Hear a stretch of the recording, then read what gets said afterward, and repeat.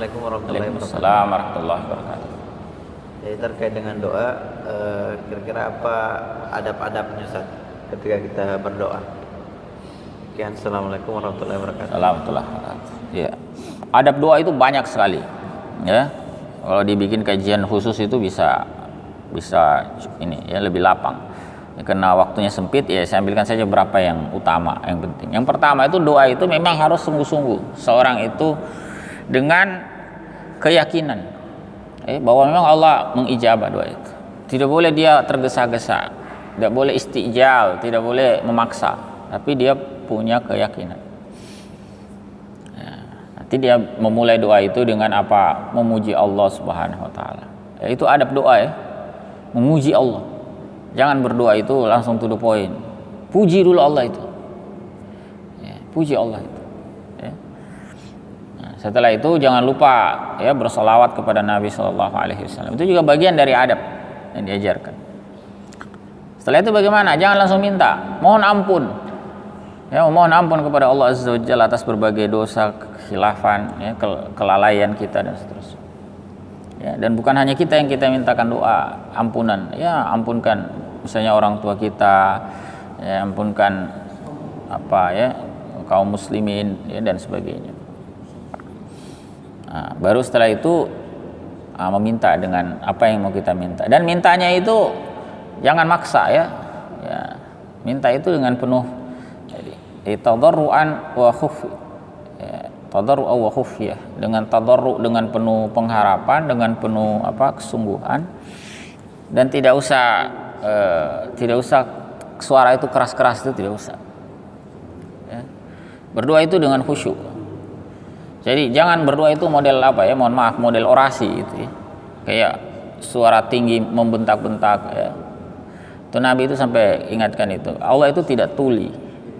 Ya. Jadi panjatkan itu dengan suara yang lirih. Ini kalau doa personal ya, doa pribadi. Panjatkan doa itu dengan lirih, dengan penuh tadarru. Ya. Beda kalau berdoa berjamaah, agar jamaah bisa dengar ya suara dikeraskan. Tapi bukan dengan membentak-bentak, tidak boleh ya. Tetap dengan tadarru, ya, itu merendah ya. Kita betul-betul bermohon kepada Allah Azza wa Jalla. Ya. Dan doa itu, ini juga adab doa juga perlu saya sampaikan ya. Di antara adab doa yang penting itu, doa itu memang kita lakukan di berbagai kesempatan ya. Meskipun memang tadi kita sempat singgung ada waktu-waktu istimewa ya.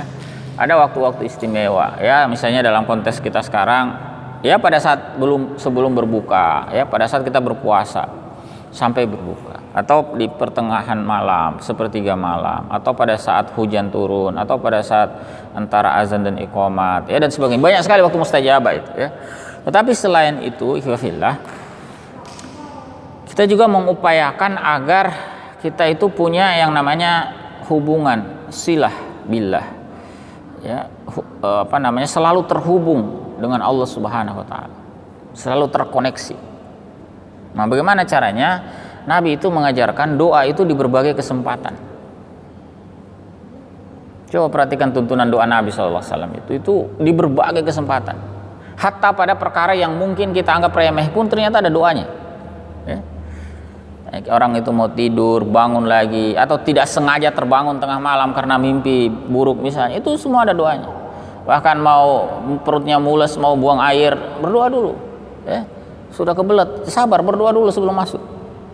Gitu. Mau melepas pakaian, nanti memakai pakaian, bercermin, ya ada hasrat kepada istri yang mau disalurkan, berdoa dulu, sabar, ya, berdoa dulu. Semua itu ada adab. Ya. Bahkan dia tidak sengaja bersin sekalipun itu juga dituntun kan. Nah, kita yang nggak bersin, yang dengar orang bersin pun juga doakan itu yang bersin. Begitu. Nah, kalau kita perhatikan semua keadaan ini, itu menuntun, mengajarkan kepada kita agar kita itu selalu terhubung dengan Allah Azza wa Jalla dalam keadaan apapun. Jadi jangan juga merasa doa itu yang namanya doa itu katanya senjata pamungkas, nanti terdesak baru dikasih keluar. Bukan, doa itu setiap saat. Betul. Setiap saat. Bahwa memang Nabi itu berdoa dalam kondisi-kondisi yang genting itu juga iya, tapi di kondisi-kondisi yang seperti tadi kita sampaikan tuh tuntunan Nabi semua itu. Mau buang air segala macam itu berdoa itu.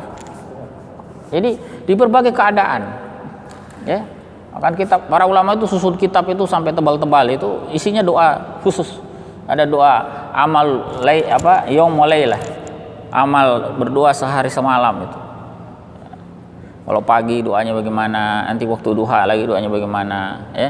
Nanti sore hari juga begitu, malam hari, ya. Itu kalau menjelang tidur itu antum baca semua tuntunan Nabi itu bisa setengah jam sendiri, itu 1 jam sendiri tuntunannya itu. Bayangkan. Betul. Dan itu akhirnya tidak membuat antum berpikir kemana-mana. Ya, betul-betul tidur itu dihantarkan dengan apa? Hubungan sinyal kuat kepada Allah.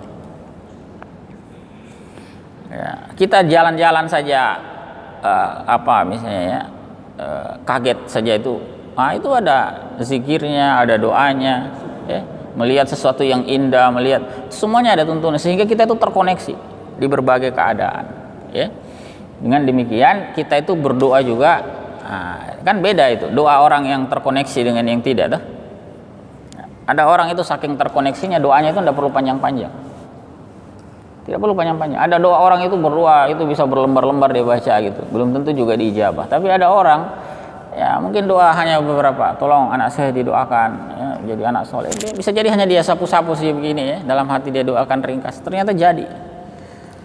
Itu. Oh, terkoneksi luar biasa. Sementara ada orang mungkin sudah berlembar-lembar dia baca tidak hilang, ya tidak mendapat ijabah atas doanya itu, ya, dan sebagainya. Orang seperti Umar itu, jadi ada orang itu doa bencana alam segala macam, doa itu lama berdoa nggak berhenti bencananya. Giliran Umar ketok tongkat begini 1 kali berhenti gempa itu luar biasa. Jadi ada orang yang seperti itu terkoneksi kuat dengan Allah Azza wa Jalla. Jadi tindakannya atau doanya itu meskipun ringkas tapi langsung sampai, langsung sampai. Ya, kalau ada kita itu doa sudah bertahun-tahun nggak sampai-sampai. Nah, makanya itulah pentingnya juga kita itu minta didoakan, minta didoakan oleh orang yang soleh, orang-orang yang dekat ya, dengan Allah Subhanahu Wa Taala. Itu penting. Karena kalau kita sendiri ya gimana? Kita tahu sendiri lah kualitasnya kita ini kayak bagaimana toh. Dosa itu bukan 5 kali sehari, Pak. Dosa itu setiap menit sudah tahu seberapa banyak. Di hijabnya terlalu banyak kita ini kalau doa, terlalu banyak halangannya. Tapi kalau minta kepada orang soleh, ya. Orang soleh itu mungkin dia hanya bilang iya insya Allah kami doakan. Itu baru dia bilang begitu saja mungkin sudah terijabah. Sementara kita itu sudah minta karena hijabnya terlalu banyak. Nah itu juga diantara adab ya, minta didoakan. Nah satu lagi ini juga tidak kalah pentingnya ya, diantara rahasia doa yang mungkin jarang disadari orang. Jadi doa itu kalau mau mustajab yang paling istimewa itu dari pembacaan kami di berbagai hadis, ini justru salah satu cara yang paling manjur ini berdoa itu. Dengan apa? Bagaimana caranya? Doakan saudara kita, doakan orang lain. Itu yang paling manjur malah. Ada misalnya gini, kita ingin anak kita itu jadi anak yang soleh, soleha. Doakan saudara kita itu. Ya, mudah-mudahan saudara saya si A ini anak-anaknya soleh, soleha. Gitu. Doakan begitu. Kenapa? Itu disebutkan dalam hadis riwayat Muslim, itu ada rahasianya. Setiap kali seorang mukmin itu mendoakan saudaranya tanpa sepengetahuan saudaranya, enggak usah kasih tahu dia kalau kita doakan dia. Enggak usah kasih tahu.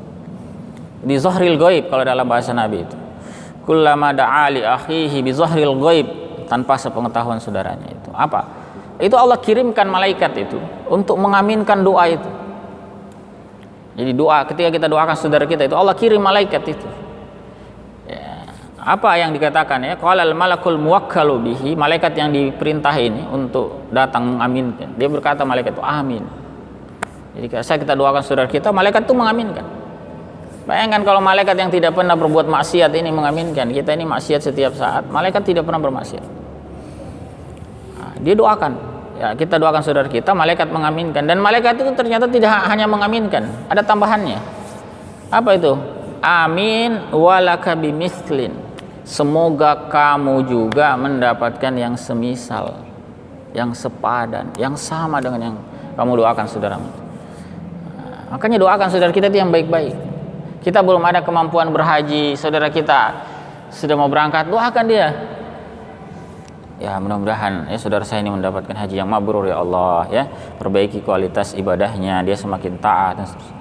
Doakan itu. Meskipun kita sendiri belum berangkat, itu sudah ada malaikat yang mengaminkan, kita juga dapat yang semisal. Bayangkan kita tidak pernah haji tapi dapat pahala haji mabrur. Kita doakan saudara kita itu punya anak yang soleh, ya. Dia belum punya anak, kita doa. Kita juga belum punya anak, misalnya, toh.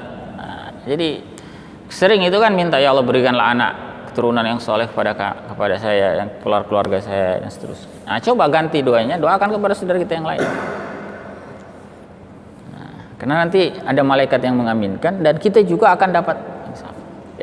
Jadi ini diantara adab doa. Banyak sekali sebetulnya ya, tapi mudah-mudahan yang tadi kita sampaikan itu bisa itu dulu yang diamalkan, coba ya. Jadi jaga hubungan idrak kita, silah billah itu ya, hubungan kita dengan Allah Subhanahu wa taala dengan berbagai kesempatan, dalam berbagai kesempatan ya. Jadi kita dalam berbagai keadaan, sampai begini ya, sampai spontannya kita itu juga kalimat thayyibah gitu. Tahu maksud saya? Misalnya gini, ada orang itu kan kalau kaget itu kan keluar kata-kata buruk ya, memaki-maki orang, kata-kata kebun binatang yang keluar tuh, ada yang begitu. Nah, tapi ada juga orang ketika kaget itu kalimat thayyibah yang keluar. Entah dia beristighfar, entah dia mengucapkan kalimat tauhid, entah dia menyebut nama Nabi SAW, ya entah itu ada yang begitu kan. Nah, yang begitu. Jadi sehingga spontan pun yang keluar tetap kebaikan. Nah, itu ya. Ya, itu yang kemudian yang kedua tadi ya, ada beberapa ya, mudah-mudahan bisa dipahami lah ya.